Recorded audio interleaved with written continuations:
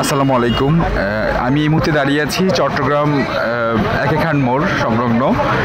তো এই এই একটা গার্মেন্টসের কর্মীর গার্মেন্টসে একে খান যে গার্মেন্টসটা আছেন সেই গার্মেন্টসের একটা কর্মী রাস্তা পারাপার হওয়ার সময় কভার ভ্যানের চাপায় নিহত হন।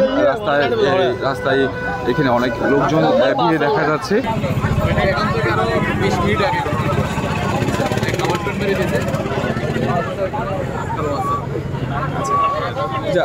এখানে আরো বিভিন্ন লোকজন আছে, তারা কি বলে এবং এই ঘটনাটা কিভাবে হয়েছে একটু আমাদেরকে জানাবেন। আসলে একটা বিষয় হচ্ছে যে এখানে গার্মেন্টস বিভিন্ন শিল্প কারখানার প্রতিনিয়ত সবসময় এই ছুটির টাইমে গাড়িগুলো একটু বিজি দিতে হয়। বিভিন্ন জেলার গাড়ির মুখোমুখি একটা গোল চক্কর হয়।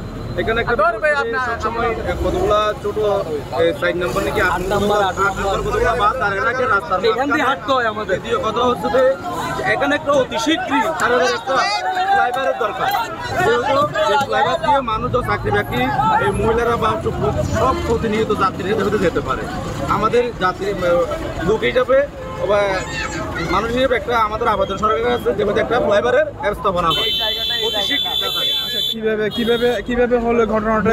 কথা হচ্ছে যে কি 8 নম্বর বাস যখন এখানে থাকে, আপনাকে বলছি কিভাবে মারা গেল ভাই? কেউ বলতে পারবে যে কিভাবে মারা গেল?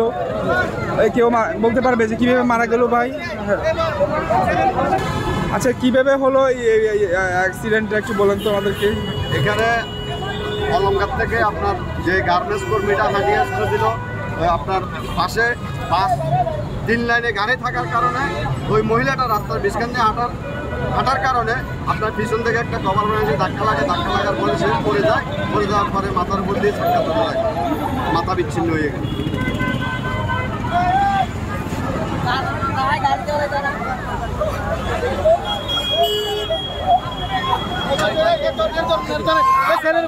ছেলের ফোন দিছে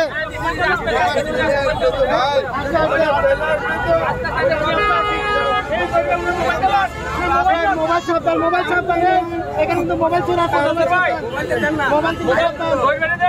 আরেকটা কল দিলে